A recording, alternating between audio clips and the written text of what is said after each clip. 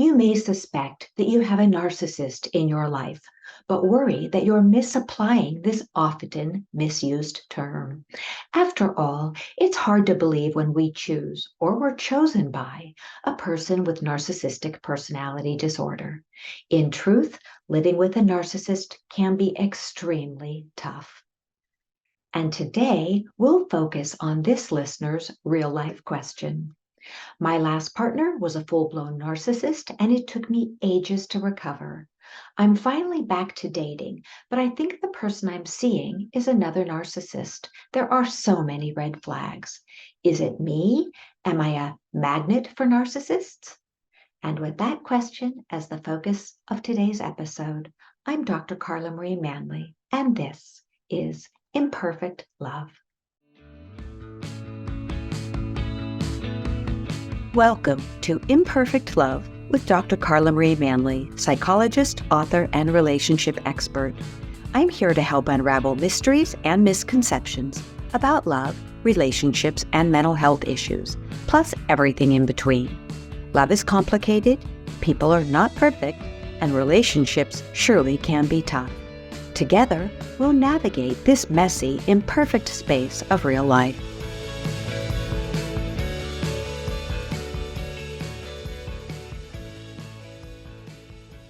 Narcissism is an often misused and overused term.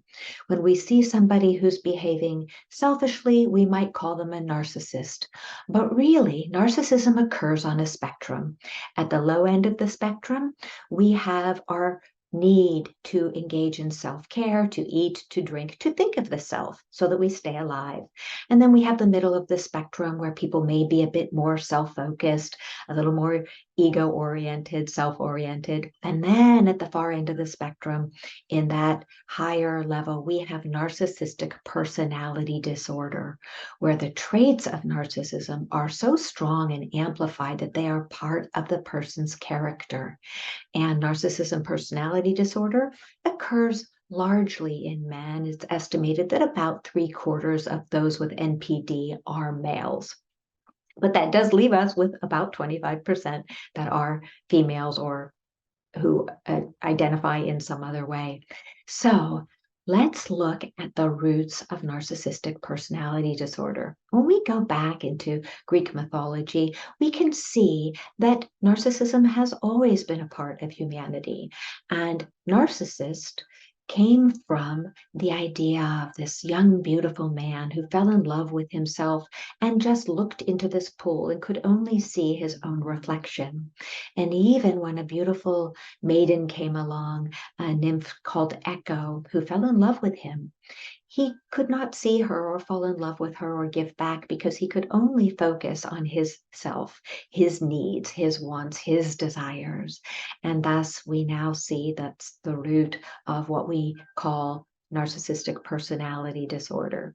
And sadly, whether you're the people-pleasing Echo who loses herself in another human being, or you're the very unfortunate narcissist who basically dies due to self-love and self-absorption, then it's not a very good way to have either of those components in a relationship. And often we will see that the person with narcissistic personality disorder does draw in those who tend to be a bit more people-pleasing or have low self-esteem or simply blindsided by the narcissist. And we'll get into why that happens. So narcissism, when we look at the DSM-5, the manual that is used by psychologists and mental health care professionals and medical providers to diagnose mental health disorders, we can see that narcissism generally is identified as the following characteristics that arise and are present before adulthood.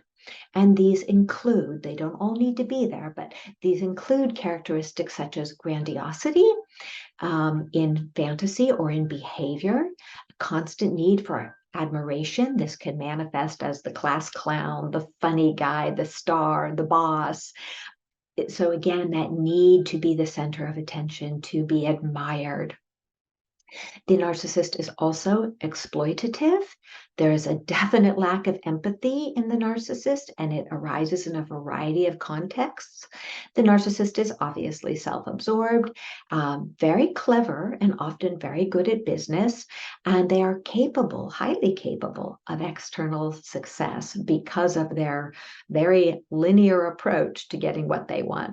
There's little capacity for personal insight, and the narcissists actually can't see themselves. Even if they think they have great personal insight, they can't see themselves well enough to see that they don't have great personal insight. You can see the conundrum there. They are often very much bullies. They often lack remorse. They are unable to take responsibility and to apologize sincerely. They often wear a mask, and this, I'm using a lot of oftens, but these, I'm just letting you know, these are all always present. But there's this mask that the narcissist will wear, two sides, where in one circumstance, especially at work, they can be very jovial, and then when they're home life, that flip of the switch, and there comes the not so nice guy. So that's a piece of the narcissist that's important to note. Then there are often two sets of rules, one for everyone else and one for the narcissist. So the narcissist may expect everyone else to be honest and play by the rules, but the narcissist will say, doesn't apply to me, and always have a reason for it. The narcissist may also say something like, I expect you to be faithful to me and honest and, kind and giving, but me? No, I can give and be honest only when I feel like it. I can be faithful only when I feel like it. And that narcissist, again, will always have excuses, reasons manufactured to create this sense of, I'm special. I don't need to do what I require others to do. And they often can't see this in themselves. If you confront a narcissist on most of these things or any of these things, they'll say, nope, doesn't apply to me. That's not me. Again, that goes back to the narcissist's inability to have personal insight. The narcissist is often extremely defensive, highly competitive, and oh boy, that narcissist can be aggressive. Again, we have to think about this. The narcissist is always after having their needs met. And so competition, being the winner, being the right person, that's what the narcissist is all about. And what we're talking about here largely is what we might term the overt narcissist. And there are different terms given to various forms of narcissism, including the overt narcissist, the covert narcissist, and the covert narcissist will have a lot of these same qualities, but they tend to be a little more openly insecure, a little more openly concerned about getting their needs met and getting attention. So they can do just as much damage as the covert narcissist. I'm sorry, as the overt narcissist. So you just want to be aware that there are variations on that theme. So now, where does narcissism come from? Narcissism has its roots in childhood. And even though there may be genetic components to it, it often comes from a very insecure attachment with parents who were either overly spoiling, who taught the child, even through their actions, that we are entitled, we can have what we want, I can have what I want, or the opposite, where the parents just aren't there emotionally. They're not showing up for the child. And sometimes it is also when a parent takes that child and befriends the child, it almost makes the child their companion, their surrogate husband or wife. And so that child feels very special because they're mommy's, little darling, or daddy's little darling. So again, it goes back to childhood, and it becomes such a pervasive part of the personality that it's just normal to the child. The child doesn't realize they're growing up as a narcissist because often maybe daddy was, all about dad and whatever dad wanted. And so that's what they're following. That's what they're learning. That is what is modeled. And in most cases, the narcissist, again, can be very unaware that they are narcissists because of that lack of insight. If they don't have the insight and the ability to self-reflect, they don't really understand sometimes that they're narcissists. And that interior world, if you're a self-reflective person, you're used to going into that interior world and looking at things you've done, how to make yourself better, how to change, how to grow. But the narcissist doesn't tend to do that. That interior world is a very scary place for the narcissist. And so for the narcissist to turn inward and change and grow, it can be done. It absolutely can be done. But it ends up being very, very scary for the narcissist. So that's why many narcissists stay narcissists for their entire lives. So if you're in a relationship with a narcissist who doesn't want to work to evolve, oh, that's a red flag. Okay, moving on. Charisma. The narcissist has loads of charisma. They may or may not be physically attractive, but they might just have this little flair, this way of drawing in people with their laughter or this, upbeat side. And so that's the part with the narcissist to be aware of, that you often get drawn in by the delightful side of the narcissist. It's only as the relationship progresses where that mask gets taken off more and more, and you see the flip side of the narcissist, that very Dr. Jekyll, Mr. Hyde kind of thing. And it can be very scary and very upsetting when you wake up one day, and it can be 6 months into the relationship, a year, several years. Sometimes after a marriage, you just wake up one day and go, oh my God, I've married a narcissist. What do I do now? And there is hope. So again, notice that there's the charisma and the masks, the on and off of the masks. So what happens when we're in a relationship with a narcissist? And that's what our listener is asking, the question from the listener that came up. How did I get here? Am I a magnet for a narcissist? No, you're not a magnet. It's simply that the narcissists draw people in with their sweetness, with their ability to share and come here with me and go there with me, and I see you and let's have these great conversations. And once they have a hold on you, they disappear. Sometimes physically and sometimes emotionally, because the narcissist is deeply, deeply afraid of intimate connection. And that's why in some levels you can have great pity for the narcissist, because they are quite broken. They lack the ability to really connect with other people, to have deep conversations. They're fine with superficial conversations, especially if it's about something they like. If you like to talk airplanes and they like to talk airplanes, they'll talk for hours. They'll talk for hours to you and really engage with you. If they want to sell you something or get something from you, they're all there. It's when you try and get an emotionally intimate connection with the narcissist that their defenses come up, and all of this is unconscious, and they do everything and anything to get out of that emotional connection. They may throw temper tantrums, they may call names, they may be emotionally or physically unfaithful. The narcissist does not want emotional connection. And let me restate that. The narcissist does not know how to get into an emotionally connected relationship.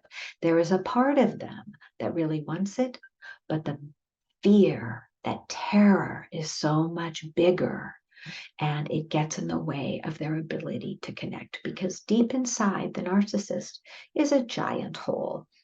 There's such capacity for growth and love and delight, but it is always left open and wounded. So there's that big hole that the narcissist is always trying to fill by looking in that mirror, by buying more, by doing more, by acquiring more.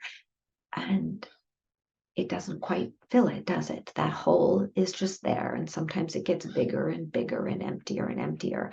And it's very common for a narcissist to say things like, I get all of my satisfaction from work, or work is more important to me than my relationships, because that is likely what was modeled for them in childhood. They were not put first. So when they run into someone who wants to put them first, the very person that may love them the most, they will run because they're not used to being put first. And so the narcissist puts themselves first, trying to cure that. But as we all know, you don't cure by, that wound by putting yourself first. Of course, you want to love yourself, but you also have to put others first too. You have to put love first so that you can really connect with other people.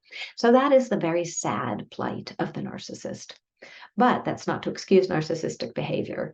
The person with narcissistic personality disorder can do so much damage. And when I'm working with clients, that this is such a common issue. And it will be as though the narcissist knows how to inflict 1,000 of the tiniest, most hurtful wounds in one conversation. So they notice people only, in many cases, this is for their intimate connections, to acquire enough information to damage them in the course of a fight or, a disagreement. So you have to be careful with that part of the narcissist. They know where your soft spots are. And ideally, in a healthy relationship, of course, we learn where somebody's soft spots are. We want to know where their soft spots are. Why? So we can love that person, care for them, tend to them, and in the best of cases, help heal those wounds. Not with the narcissist. The narcissist will know what your wounds are. They will know that perhaps you want to be, rightfully appreciated and loved and adored, and that you like maybe to engage in healthy sexuality and that you want companionship. And then the narcissist will proceed to withhold exactly that which you want. Do they do it consciously and sit and write out a list of all the things they don't want to do for you or with you? No. It's just kept in their brain, not necessarily in a way to intentionally hurt you. I mean, they don't stay up at night most often to come up with these lists, but they do it as a defense mechanism. They do it to keep love at bay. And what better way to keep love at bay than to continue to inflict damage and withhold the basics of kindness, respect, honesty, consistency, all of those things that make for a healthy relationship. And mind you, that narcissist will claim that they want all of those things. They will say, I want a peaceful relationship. I want healthy love. I want a lifetime commitment. I want to be faithful. I want. But they often will not do the work that is required to make all of those things manifest in a relationship. So again, there is amount of, sadness to be had and empathy for the narcissist. Okay, so if you find yourself in a relationship with a narcissist, remember, it likely deteriorated over time. You likely didn't go out into the dating world and said, oh, today I'm going to find myself a narcissist. That sounds like great fun.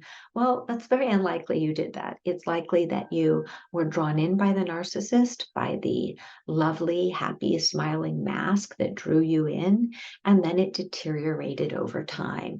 And that's unfortunately, a fact of life in so many ways. We get a house or an apartment and we forget to clean or we forget to do the landscaping and things deteriorate over time. And one day we wake up and say, oh my goodness, ants have invaded or, termites or, oh my goodness, the bathroom is so dirty I can't, even go in. It happens over time. And when things happen over time, there is that epiphany over, generally one day we wake up or series of epiphanies that make us go, okay, it's time to do some house cleaning or some, weed the garden, whatever it is. Same with being in a relationship with a narcissist. So the idea is to work with the narcissist, to learn to communicate with the narcissist as best you're able, to do your best to hold your ground, to not engage in people pleasing, to state your needs, to not engage in fighting. Narcissists love to fight, even when they say they don't, because they love what they think is the win they get from fighting, the emotional crushing of the other person. And so if you just refrain from fighting and saying, hey, I'm not going to do this, I'll talk with you, I'll work through this, but I'm not going to argue with you. I'm not going to do that. And just, take the moral high ground. And over time, when you learn to notice when the narcissist really has that negative mask on, that scary mask, give him or her a very wide berth when possible, and don't take the bait. Don't make it about you. I know it's hurtful. I know it can be crushing, but do your best just to manage that. And sometimes, that good heart that is hidden in the narcissist, if you can stay your ground and really show up with love and not bow down to the narcissist, worst thing you can do. It's what the narcissist wants, but if you bow down to the narcissist and give in, man, they'll come with a heavy hammer and they'll beat you down. So not a good idea to do that with the narcissist. So let's go on to what happens, as this writer, the person who wrote in said, it had taken them years to recover. Why would it take someone years to recover? Here's why. So you can imagine in the narcissistic person where they start coming out of their shell, and the mask comes off and the real person shows up. And there's generally a power imbalance. The narcissist tends to choose people who are either, financially less than they are. So they may not have nearly as much as the narcissist, or they may have nothing. And so the narcissist likes that because the narcissist has that as power over them. The narcissist doesn't tend to like people who are equals or those who they perceive to be greater than them, not in intimate relationships, because that's not a power imbalance. And the narcissist likes to have power. They like to be in control. They like to be the owner, the big man on campus, the boss. So that's a very difficult part of the narcissist. So you get drawn in without realizing there's a power imbalance. And then the narcissist is doing their strategies, their tactics to either perpetuate the power imbalance or to create one if there wasn't one. So, getting you off kilter, taking things away, making it all about them. So that happens slowly. The other piece is that the person with narcissistic personality disorder often starts doing a lot of emotional, mental, spiritual damage. They may even be physically abusive, but they will often try to make you feel less than about yourself. They may find a flaw in you and say, oh, you have big hips, or you have this, or you have that. And so they just start doing their little digs and go, oh, I'm sorry, I didn't know that would be offensive, when they know full well that of course it would be offensive. They're often very dishonest. And so again, that plays back, goes back to the piece about having two sets of roles. So they'll often be very dishonest and have all sorts of reasons why they don't need to be honest. They just have a script going on in their heads about how special they are so that they don't have to play by the rules that other people, honor. And so they are often highly charismatic, especially in the public eye, but in private or in situations where they feel like the boss, they'll be highly critical. They can be very contemptuous. They can be very demeaning and sometimes very racist, all those sorts of negative things. So, that's again, hallmarks of the narcissist. There are also, and this theme runs through narcissistic personality disorder, they are willing to do whatever needs done to get their needs met. That's the narcissist. They will plow right through you to get from A to Z. If you happen to be right there in that line, you're gone. The other piece about narcissists is they're very prone to treating people as though they're disposable. It's like, next. And they may make a commitment to you, but they may be very willing to throw you aside, even having made that commitment, if they feel a relationship is too much work or you're no longer serving their needs. So although they want people to be committed to them and want people to stand by their side, they often have this litany of excuses of why they get to break commitments, even when they're aware of the damage they're doing.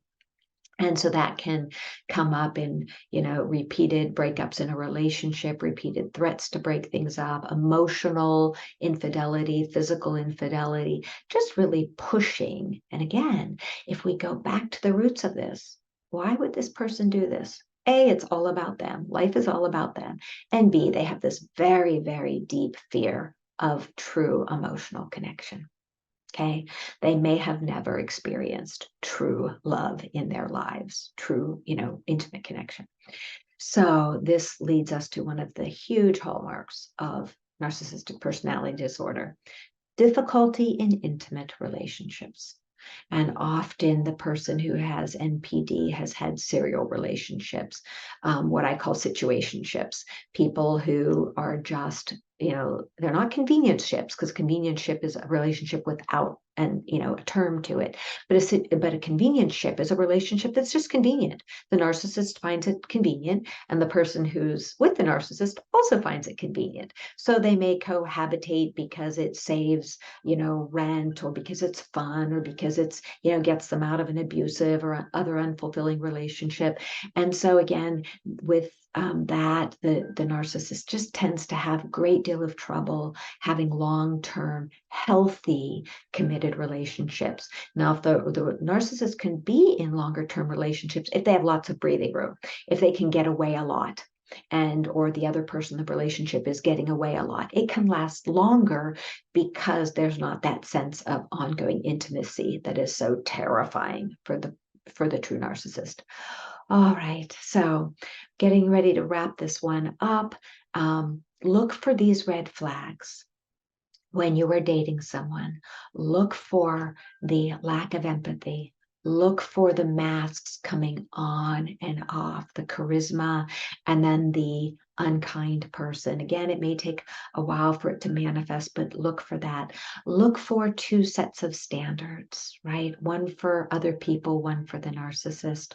Look for the intention to come into the relationship and become emotionally connected, but then that big withdrawal. Look for the critical side of the person with narcissistic personality disorder, and all of those other pieces we talked about before: the bullying, the lack of remorse, the cleverness, the focus on external success, the very highly exploitative part of the person with narcissistic personality disorder, the need for admiration, the competition, the defensiveness, the aggressiveness, all of those components. So if you find yourself in a relationship with a narcissist, remember, if they're willing to grow, if they really want to learn to be a better person, that's amazing. That's amazing, because if you're listening to this podcast, you're likely a person who's into self-growth and working on yourself. And so you may be exactly what the person with NPD needs in order to, shift and grow. But if they don't want to shift and grow, it's not your fault. It's not about you. It's not your problem. And them shifting and growing, you can be there to stay the course and to show healthy love and boundaried love, but they will likely need at least a little bit of professional psychotherapy to get them on their way. And if you've been in a relationship with a narcissist and you really find that you're crushed, reach out for support. There is never, ever any shame in having gotten into a relationship. Please don't let yourself be shamed if you're in a relationship with a narcissist. It's not your fault. Simply reach out for support. If you've been abused in any way, reach out for support through domestic violence service. Often domestic violence support groups can be incredibly helpful. And remember, if it is a critical situation, you always want to call 911 or the emergency hotline in your area, because you deserve to be safe, to be loved, to be cherished, to be seen, all of these wonderful things. And I really appreciate sharing time with you today. I know this has been a big topic, and I hope it helps uplift you and create a bit of understanding in your life if you know a narcissist or in relationship with one.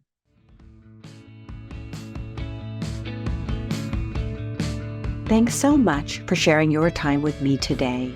Remember, you have the power to transform your life and love fearlessly, if imperfectly, and it's my privilege to help you along the way.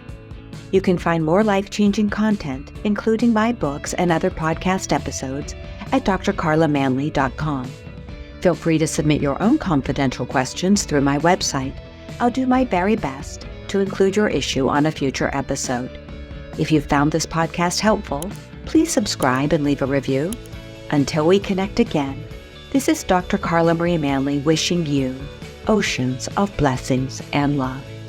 Please note, this podcast is psychoeducational in nature and is not intended to replace formal mental health support.